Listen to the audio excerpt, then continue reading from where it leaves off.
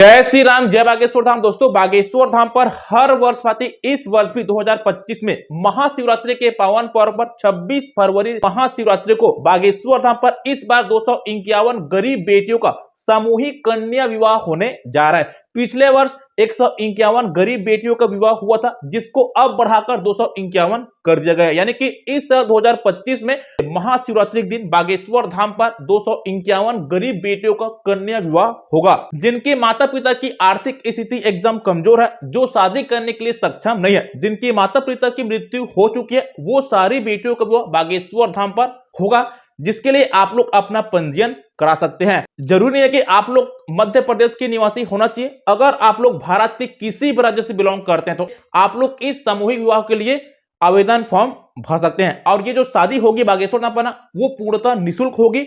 1 रुपए भी आप लोग को पैसा नहीं देना पड़ेगा। सो आज की शुरू में आप लोग को बताऊंगा कि सामूहिक विवाह के लिए पंजीयन फॉर्म कब से स्टार्ट होगा, कौन कौन से दस्तावेज आप लोग को देना पड़ेगा। पंजीयन फॉर्म भरने के पश्चात इसमें सिलेक्शन यानी कि चयन किस प्रकार से किया जाएगा, इसके लिए कितना रुपए शुल्क लगता है, आज की शुरू में आप लोग को डिटेल में जानकारी देने वाला हूं। तो चलिए फिर वीडियो को शुरू करते हैं। सबसे बात करते हैं कि आखिरकार बागेश्वर धाम पर 2025 कन्या विवाह के लिए पंजीयन फॉर्म कब से स्टार्ट होगा। दोस्तों देखिए, पंजीयन फॉर्म आप लोग का 1 दिसंबर से शुरू होगा, क्योंकि 15 दिसंबर तक चलेगा। यानी कि आप लोग 1 दिसंबर से लेकर 15 दिसंबर तक अपना पंजीयन फॉर्म भर सकते हैं। पिछले वर्ष भी आप लोग का 1 दिसंबर को शुरू हुआ था और इस वर्ष भी आप लोग का 1 दिसंबर को पंजीयन फॉर्म शुरू होगा। बताना चाहूंगा, पंजीयन फॉर्म आप लोग को बागेश्वर धाम के कार्यालय में जाके भरना पड़ेगा। इसके लिए कोई ऑनलाइन प्रोसेस नहीं है। आप लोग को बागेश्वर धाम के कार्यालय में जाना है, वहां पर जाके आप लोग को विवाह के लिए पंजीयन फॉर्म भरना है। और एक चीज आप लोग को और बता दूं, इसके लिए कोई ऑफिशियल रूप से घोषणा नहीं किया जाता है। अगर गुरुजी इसके लिए कहीं घोषणा कर दिए तो काफी मात्रा में यहाँ पे फॉर्म भरे जाएंगे, इसलिए इसको गुप्त रखा जाता है। अब बात करते हैं कि पंजीयन फॉर्म भरने के लिए कितना रुपए आप लोग को शुल्क देना पड़ेगा। तो दोस्तों देखिए, शुल्क जो है आप लोग को 1 रुपए भी नहीं देना पड़ेगा, बिल्कुल निःशुल्क आप लोग पंजीयन फॉर्म भर सकते हैं। अगर आपको बागेश्वर धाम पर कोई ऐसा व्यक्ति मिले जो आपको ये दावा करे कि हम आपकी बेटियों का विवाह करा देंगे, आप हमें इतना पैसा दीजिए, तो आप लोग को बिल्कुल भी इनके चक्कर में नहीं फंसना है, क्योंकि आपके साथ 100% वो फ्रॉड करेगा। इसलिए आपको बागेश्वर धाम के कार्यालय में जाना है, वहां पर जाके आप लोग को अपना पंजीयन फॉर्म भर देना है। आपको बिल्कुल भी किसी को भी 1 रुपए पैसा नहीं देना है। अब बात करते हैं कि कन्या विवाह में पंजीयन फॉर्म भरने के लिए आप लोग को कौन कौन सा दस्तावेज यानी कि डॉक्यूमेंट जो है देना पड़ेगा। तो वर और वधु की जो उम्र है वो यहाँ पे निर्धारित होना चाहिए, जिसमें वर का जो उम्र है वो 21 वर्ष होना चाहिए और वधु का जो उम्र है वो 18 साल होना चाहिए। अब बात करते हैं कि आप लोग को कौन कौन सा दस्तावेज देना पड़ेगा। सबसे पहला जो दस्तावेज है वो वर और वधु दोनों का आधार कार्ड होना चाहिए। दूसरा दस्तावेज की बात करूं तो वो है आप लोग का अंक सूची, जिसमें आपकी डेट ऑफ बर्थ यानी कि जन्म तिथि अंकित होना चाहिए। अगर आपके पास अंक सूची नहीं है तो उस केस में आप लोग जन्म प्रमाण पत्र यानी कि बर्थ सर्टिफिकेट आप लोग लगा सकते हैं। तीसरा डॉक्यूमेंट की बात करूं तो वो है आप लोग का राशन कार्ड। वर और वधु दोनों परिवार का अगर राशन कार्ड होगा तो आप लोग राशन कार्ड भी आप लोग को देना पड़ेगा। चौथा डॉक्यूमेंट की बात करूं तो वो है आप लोग का समग्र आईडी कार्ड।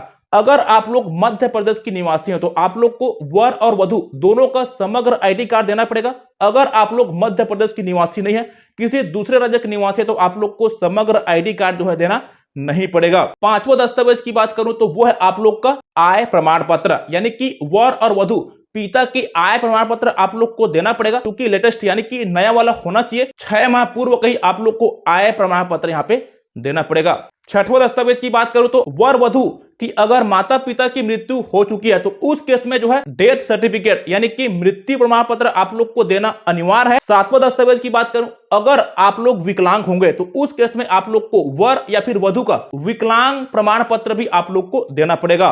अगर आठवां दस्तावेज की बात करूं तो वो है 3 आप लोग को पासपोर्ट साइज फोटो देना पड़ेगा। वर और वधु को 3 पासपोर्ट साइज यहाँ पे फोटो लगेगा। 9वां दस्तावेज की बात करूं तो वो है आप लोग का चालू मोबाइल नंबर। वर और वधु दोनों का चालू मोबाइल नंबर यहाँ पे होना चाहिए। दोस्तों एक दस्तावेज आप लोग को और देना पड़ेगा, वो है वर और वधु दोनों के माता पिता का आधार कार्ड आप लोग को देना है। ये सभी दस्तावेज आप लोग को लेके बागेश्वर धाम जाना है। वहां पे जाने के बाद आप लोग को बागेश्वर धाम से पंजीयन फॉर्म मिल जाएगा। पंजीयन फॉर्म को आपको भरकर बागेश्वर धाम के कार्यालय में आप लोग को जमा कर देना है। बागेश्वर धाम से आप लोग को फॉर्म बिल्कुल निःशुल्क में जो है मिल जाएगा। बाकी ये सभी दस्तावेज का लिस्ट आप लोग को वीडियो के डिस्क्रिप्शन पार्ट में दे दूंगा, आप लोग वहां पे देखकर अपना दस्तावेज तैयार करके बागेश्वर धाम जा सकते हैं। तो ये तो हो गई दस्तावेज की बात। अब बात करते हैं पंजीयन फॉर्म भरने के बाद किस प्रकार से सिलेक्शन यानी कि चयन प्रक्रिया वहां पे की जाती है। दोस्तों जैसे आप लोग फॉर्म भर दिए, फॉर्म भरने के बाद 1 महीने के अंदर बागेश्वर धाम के जो सेवादार है वो जितना भी फॉर्म आते हैं उसको पहले इकट्ठा करते हैं। इकट्ठा करने के बाद उसको फिर छटनी करते हैं, यानी कि अगर उनको लगता है कि वास्तविकन में शादी करने के लिए वहां पे सक्षम नहीं है, जिनकी माता पिता की आर्थिक स्थिति बहुत ही कमजोर है, उनके आय प्रमाण पत्र के अनुसार वो लोग छटनी करते हैं। छटनी करने के बाद जिनका फाइनल लिस्ट वो लोग बनाते हैं, उसके बाद उनके घर में जो है बागेश्वर धाम के सेवादार जो है जाते हैं और जाने के बाद वो लोग ये चेक करते हैं कि उनके माता पिता की आर्थिक स्थिति वास्तविकन में कमजोर है या फिर नहीं। अगर उनको लगता है कि वास्तविकन में उनकी माता पिता की आर्थिक स्थिति कमजोर है या फिर जिनकी माता पिता की मृत्यु हो चुकी है, जो शादी करने के लिए सक्षम नहीं है, अगर वो पुष्टि करते हैं, जिसके बाद फिर आप लोग का फाइनल यहाँ पे सिलेक्शन होता है। तो पहले आप लोग फॉर्म भरेंगे, फॉर्म भरने के बाद पहले आपकी फॉर्म की छटनी होगी। छटनी होने के बाद कंफर्म करने के लिए बागेश्वर धाम के सेवादार आपके घर जाएंगे, वहां पे देखेंगे कि वास्तविकन में आपकी आर्थिक स्थिति कमजोर है कि नहीं।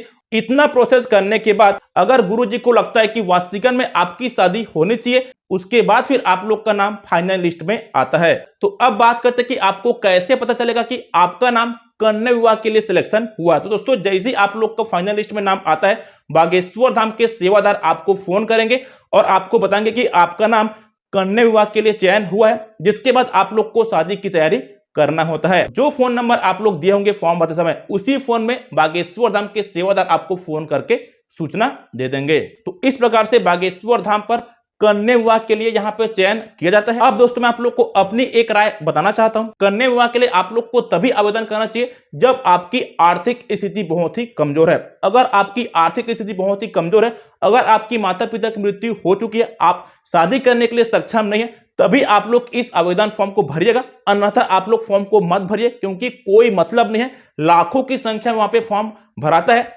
जिसमें कुछ ही फॉर्म को वहां पे सिलेक्शन किया जाता है। इस साल 251 लोगों का ही वहां पे सिलेक्शन किया जाएगा। इसलिए अगर आपको लगता है कि वास्तविकन में आपकी आर्थिक स्थिति कमजोर है, तभी आप लोग इस आवेदन फॉर्म को भरिएगा, अन्यथा आप लोग फॉर्म को मत भरिएगा। दोस्तों ये रही बागेश्वर धाम पे सामूहिक कन्या विवाह संबंधी एक महत्वपूर्ण जानकारी। आशा करता हूं कि आपको ये जानकारी काफी पसंद आएगा।